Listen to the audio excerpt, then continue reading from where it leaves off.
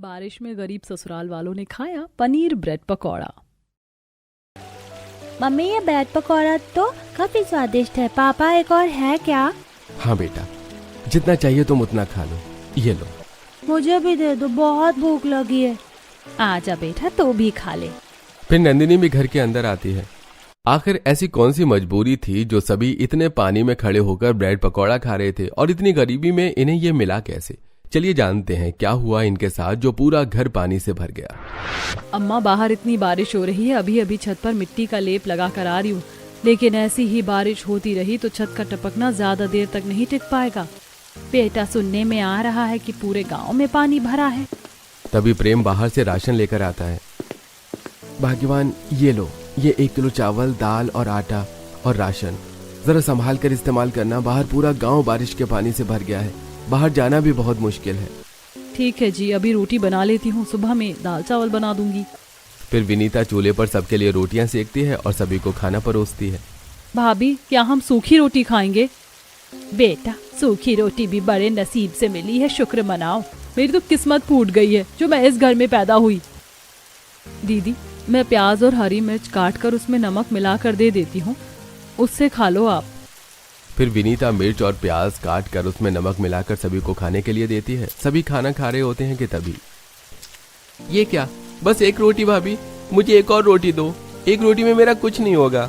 दामाद जी, सभी के हिस्से में एक एक रोटी ही आई है। बाहर बारिश है, अगर अभी सारा राशन खत्म हो गया तो कल के लिए नहीं बचेगा। अभी तो बस काट कपट कर चलाना होगा। देख रही हो नंदिनी, अब तुम्हारे घर वालों को मेरे खाने में भी दिक्कत होने लगी है। एक तो इस बेकार से टपकती छत के घर में रहो और अब खाने के लिए भी ढंग से नहीं मिल रहा है मुझे। भाभी, आपको मेरे और मेरे पति से इतनी प्रॉब्लम क्यों है? लो जी, आप मेरी रोटी खा लो, मैं भूखी रह लूंगी। नहीं दीदी, मुझे किसी से परेशानी नहीं, मैंने तो बस घर के हाल को देखकर कहा, ये लो, आप मेरे हिस्से की रोटी खा लो। लेकिन विनीता, मुझे भूख नहीं है जी। विनीता अपने हिस्से की रोटी ननद को देकर भूखी ही सो जाती है। देर रात जब सभी सो रहे होते हैं, अचानक बारिश बहुत तेज हो जाती है और घर में पानी भरने लगता है। अजी, उठिए उठिए, देखो पूरे घर में पानी भर रहा है। अरे रे, अब क्या होगा? माँ, नंदिनी, बाबूजी, उठो, सब देखो कितना पानी भर गया है। पापा, जगाया क्यों आपने? रो मत रिंकी बेटा, देखो कितना पानी भर गया है घर में। आधी रात में घर में पानी भरने के कारण सभी बहुत परेशान हो जाते हैं। ला बहू, मैं भी पानी निकालने में तेरी मदद कर देती हूँ। हाँ माँ जी, एक साइड से आप करो, एक साइड से मैं, जल्दी हो जाएगा। शर्म तो आती नहीं, मेरी बूढ़ी माँ को काम करने के लिए लगा दिया। शर्म तो तुझे आनी चाहिए बेटा, बहू इतनी मेहनत कर रही है, ये नहीं कि मदद कर दूं। नंदिनी का मुंह बंद हो जाता है। नीलिमा और विनीता रात भर बाल्टी से पानी भर भर के बाहर फेंकती हैं। ये भगवान, ऐसा लग रहा है हम पानी घर से बाहर नहीं फेंक रहे बल्कि बाहर से घर के अंदर ला रहे हैं। रात भर में पानी का स्तर घुटनों के नीचे से कमर तक पहुंच गया। ऐसा ही रहा तो बड़ी परेशानी हो जाएगी। माँ और विनीता, अब रहने दो, ये पानी जितना निकालोगी कोई फायदा नहीं है। माँ, मुझे गोद में ले लो वरना मैं डूब जाऊंगा। पापा बचाओ बेटा, मैं भी डूब जाऊंगी। मम्मा, पापा, कोई तो उठा लो। आजा मेरी बच्ची, मैं तुझे गोद में ले लेती हूँ। फिर विनीता रिंकी को गोद में उठा लेती है। अपनी बच्ची फट से गोद में उठा ली, ये नहीं कि मेरे राजू को भी ले लेती। रात से पानी में खड़े खड़े पैरों और कमर में दर्द हो गया है, मैं राजू को नहीं उठा सकती। अपना बच्चा प्यारा है और मुझसे कोई लगाव नहीं। नहीं दीदी, ऐसा नहीं है, आजा राजू, मैं तुझे भी ले लेती हूँ। विनीता, तुम अकेली औरत दोनों बच्चों को इतने पानी में कैसे गोद में लोगी? मैं राजू को गोद में उठा लेता हूँ। फिर प्रेम राजू को गोद में ले लेता है।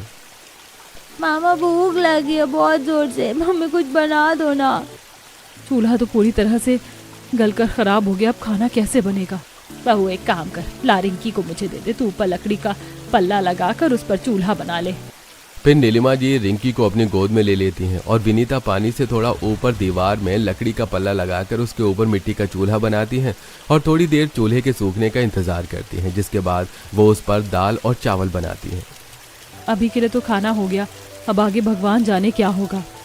फिर विनीता सभी को दाल चावल देती है और जैसे तैसे सभी पानी में खड़े होकर ही खाना खाते हैं।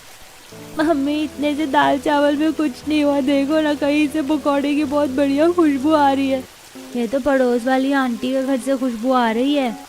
दोनों बच्चे खिड़की के बाहर देखने लगते हैं। जहां गरीब परिवार बारिश में परेशान था, तो वहीं आस पड़ोस के लोग अपने पक्के बड़े मकानों में बारिश का मजा ले रहे थे। वो देखो जानवी, आंटी कैसे मजे से पनीर पकौड़े खा रही है और हमें भी पनीर पकौड़ा खाना है। अरे गरीबो, मेरे पकौड़े पर नजर मत डालो। आंटी हमें भी खाने को दोगी पनीर पकौड़े? बहुत दिन से कुछ अच्छा नहीं खाया। गरीब कहीं के, भीख मांगना है तो मंदिर में जाकर मांगो, यहाँ नहीं। पूरे बारिश का मजा किरकिरा कर दिया। हाँ। फिर जानवी अपनी पकौड़े की प्लेट लेकर अंदर चली जाती है। वहीं सभी भारी बारिश में ऐसे ही खड़े रहते हैं। कुछ देर बाद बरसात थोड़ी कम होती है तो प्रेम, मैं बाहर जाकर कुछ खाने पीने का बंदोबस्त करके आता हूँ, आप लोग यहीं रुको।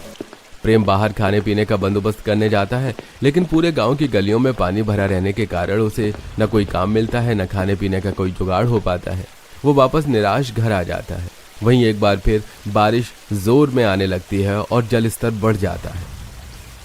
अरे लगता है ये बारिश रुकने वाली नहीं है। आप लोगों को जरा भी शर्म नहीं है? मैं आप सबका दामाद हूँ। इतनी बारिश में आपकी वजह से मुझे कितनी तकलीफ हो रही है, पता भी है? भाभी अब भूख लगी है, कुछ खाने के लिए बनाओ। हाँ मम्मी, भूख लगी है।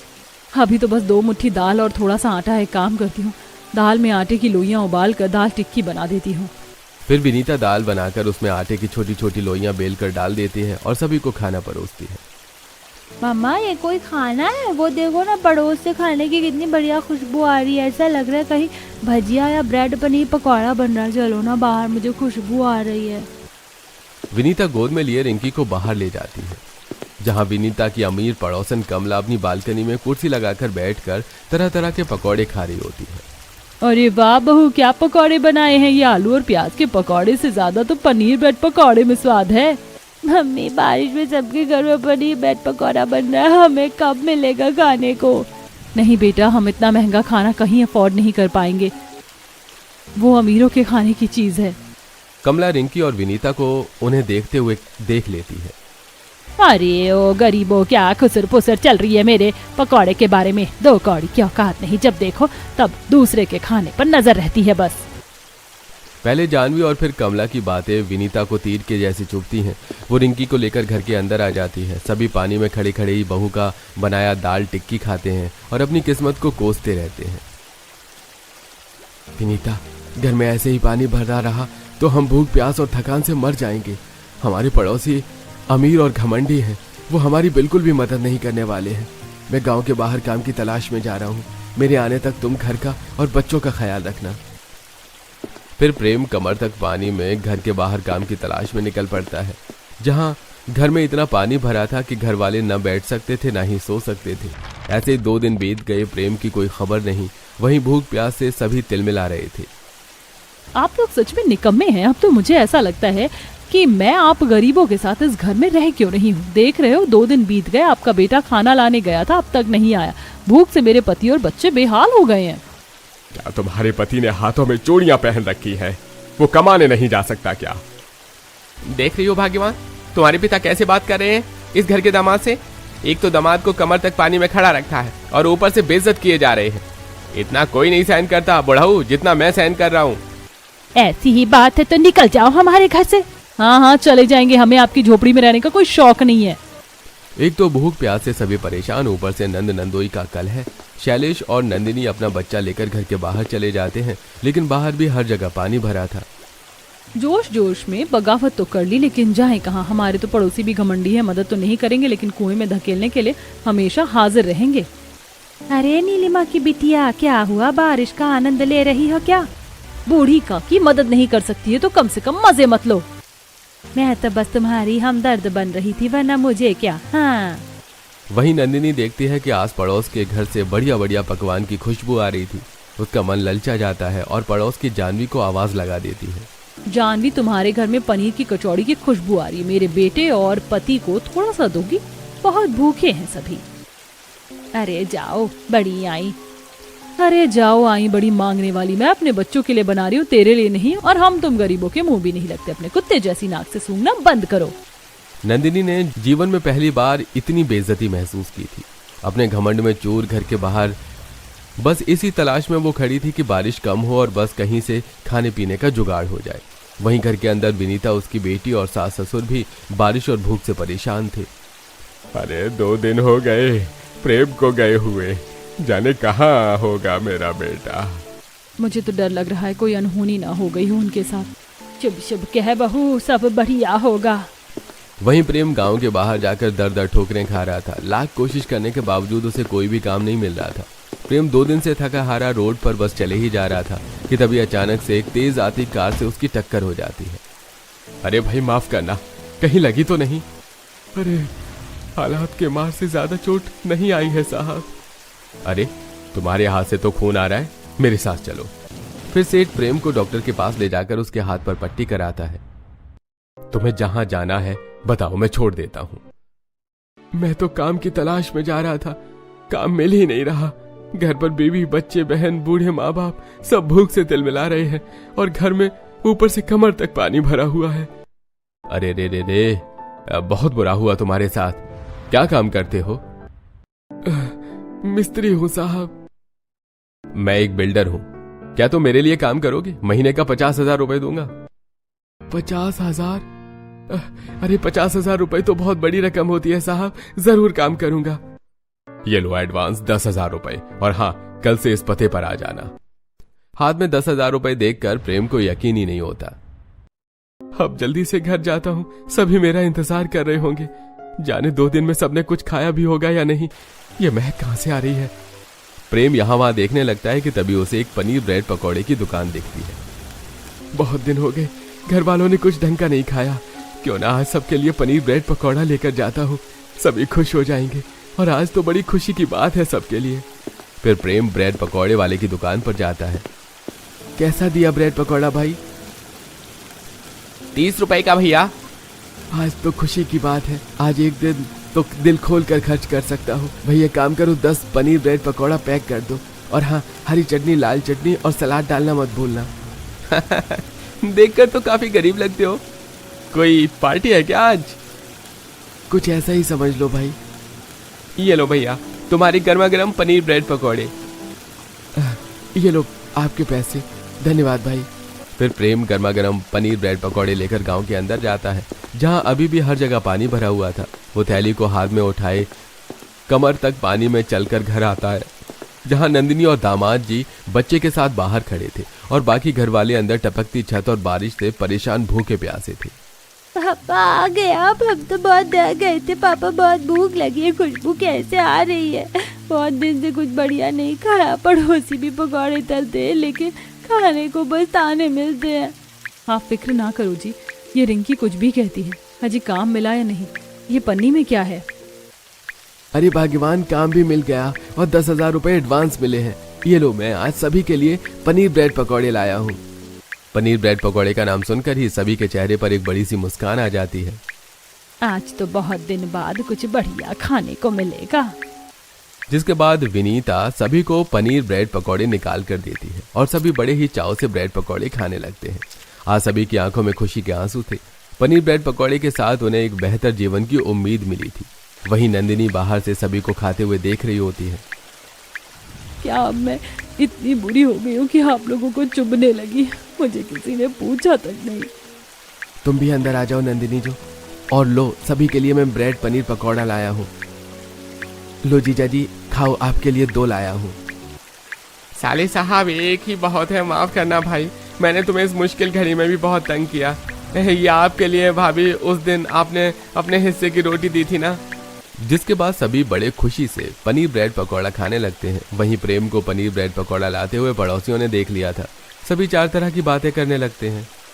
अरे ओ कमला, देख उस नीलिमा के बेटे ने आज पनीर ब्रेड पकौड़ा लाया है। इतने पैसे कहाँ से आए उसके पास? पक्का कहीं डाका डाला है आज उसने, वरना उसकी तो 50 रुपए की भी आमदनी नहीं है। अरे हाँ हाँ, 2 दिन से गायब था, पक्का चोरी के पैसों से ही लाया होगा। जिसके बाद सभी मोहल्ले वाले मिलकर प्रेम के घर के बाहर भीड़ लगा लेते हैं। अरे ओ चोरनी के बाहर निकल, चोट्टा कहीं का, हमको मालूम है तूने बाहर से चोरी की है, तभी घर वालों को पनीर ब्रेड पकौड़ा खिला रहा है। घर के बाहर आवाज और हंगामा सुनकर सभी बाहर आ जाते हैं। क्या हुआ भाई, क्यों चिल्ला रहे हो? रोहन प्रेम के हाथ पर मार मार कर उसका पनीर ब्रेड पकौड़ा गिरा देता है और वो पानी में गिरकर खराब हो जाता है। ये क्या बदतमीजी है? अरे यह बदतमीजी नहीं, चोट्टा तेरी औकात तुझे दिखा रहे हैं। भाइयों और बहनों, ये चोट्टा है, इसने गांव के बाहर जाकर चोरी की है। अजी ये सभी क्या कर रहे हैं? नहीं भाग्यवान, ऐसा नहीं है। मुझे 50,000 की नौकरी मिली है और उसमें से 10,000 रुपए एडवांस मिले थे। मैंने उन्हीं पैसों में से ये पनीर ब्रेड पकौड़े लाया हूँ। मेरे पापा झूठ नहीं बोलते, जाओ यहाँ से सब। देख रहे हो उस चूहिया को कैसे टुपुर टुपुर बोल रही है। मारो इसे सब मिलकर, ये गरीब भिखारी हमारे मोहल्ले में रहने लायक नहीं है। तभी रोहन और मोहल्ले के कुछ और आदमी मिलकर प्रेम को मारने लगते हैं कि तभी प्रेम का सेठ कार से वहां आ जाता है। ये सब क्या हो रहा है यहाँ, और आप लोग इसे मार क्यों रहे हो? अरे साहब, आप इतने बारिश में कहाँ इस पानी में खड़े होकर भीग कर अपने कपड़े गंदे कर रहे हैं? आप कार में जाओ, हम इस चोर को मार रहे हैं। झूठ कहता है 50,000 की नौकरी लगी है, इसकी तो 50 रुपए जितनी औकात नहीं है। अरे बस बहुत हुआ, मैंने ही प्रेम को 50,000 रुपए की नौकरी दी है और ये उसकी ईमानदारी की कमाई है, चोरी की नहीं। चोर तो आप लोग हैं। इतने अमीर होने के बावजूद अपने गरीब पड़ोसियों की मदद तक नहीं कर सके। जिसके बाद मोहल्ले में जमावाड़ा लगाए लोग शर्मिंदा होकर वहां से चले जाते हैं। सेठ जी, धन्यवाद एक बार फिर से मेरी मदद करने के लिए। मैं तो बस तुम्हारी चोट को लेकर परेशान था कि तुम ठीक तो हो, इसलिए यहाँ तुम्हें देखने चला आया था। चलो अब मैं चलता हूँ। फिर सेठ जी वहां से चले जाते हैं। अब तक बारिश का प्रभाव एकदम थम चुका था। विनीता की आंखों में आंसू थे। जी मुझे तो यकीन ही नहीं हो रहा हमारे दिन बदलने वाले हैं। देखो बारिश भी थम गई, आज मैं बढ़िया पकवान बनाऊंगी। मम्मी मुझे तो पनीर ब्रेड पकौड़ा ही खाना है। हाँ मम्मी, मुझे भी पनीर ब्रेड पकौड़ा ही खाना है। ठीक है अजी, आप बाहर से सामान लेते आओ, आज पनीर ब्रेड पकौड़ा ही बनेगा। जिसके बाद प्रेम बनिया की दुकान से ब्रेड, बेसन और पनीर और कुछ मसाले लाने चला जाता है। वहां विनीता घर साफ करने लगती है। भाभी लाओ, मैं आपकी मदद कर दूं। मैं भी मदद कर देता हूँ। नहीं जीजा जी, आप हमें ये काम नहीं करा सकते, आप हमसे ये काम नहीं करा सकते, आप बैठो। फिर विनीता और नंदिनी घर का सारा पानी निकाल कर अच्छे से घर की सफाई करती हैं और मिट्टी का चूल्हा बनाती हैं। ये लो विनीता, मैं सामान ले आया। ठीक है जी, सारा सामान बढ़िया है। अब मैं जल्दी से पनीर ब्रेड पकौड़ा बना देती हूँ। लाओ भाभी, मैं आपकी मदद कर दूं। ला बहू, मैं भी कुछ कर देती हूँ। जिसके बाद जहां नंदिनी बेसन घोलती है तो नीलिमा जी पनीर काट कर पनीर ब्रेड पकौड़े को स्टफिंग करके तैयार करती हैं। वहीं दामाद जी ब्रेड कट करके उसमें पनीर की फिलिंग करते हैं और विनीता चूल्हा जलाकर कढ़ाई में तेल गरम करके पनीर ब्रेड पकौड़े में बेसन लगाकर उसे तलती है, जिसकी महक पूरे मोहल्ले में फैल गई थी और सभी अपनी अपनी खिड़कियों से झांकने लगते हैं। वहीं घर में मम्मी जल्दी से पनीर ब्रेड पकौड़ा दो, बहुत तेज से भूख लगी है। बस बेटा दे रही हूँ। फिर विनीता जल्दी से पनीर ब्रेड पकौड़ा तलकर सिलबट्टे पर पिसी हरी चटनी के साथ सभी को सर्व करती है। अरे वाह वाह बहू, ये तो बहुत स्वादिष्ट है। आज सालों बाद कुछ बढ़िया खाकर मजा ही आ गया। मैंने कभी नहीं सोचा था हमारे इतने अच्छे दिन भी आएंगे। थैंक यू भैया भाभी। मायके का पहला और आखिरी पनीर ब्रेड पकौड़ा खा लो। क्यों जी? अपने घर नहीं चलना क्या? सभी हंसने लगते हैं। सभी मजे से पनीर ब्रेड पकौड़ा खाते हैं और नंदिनी अपने पति के साथ अपने ससुराल चली जाती है। वहीं अब प्रेम भी मेहनत से काम करता है और विनीता के ससुराल के दिन बदल जाते हैं।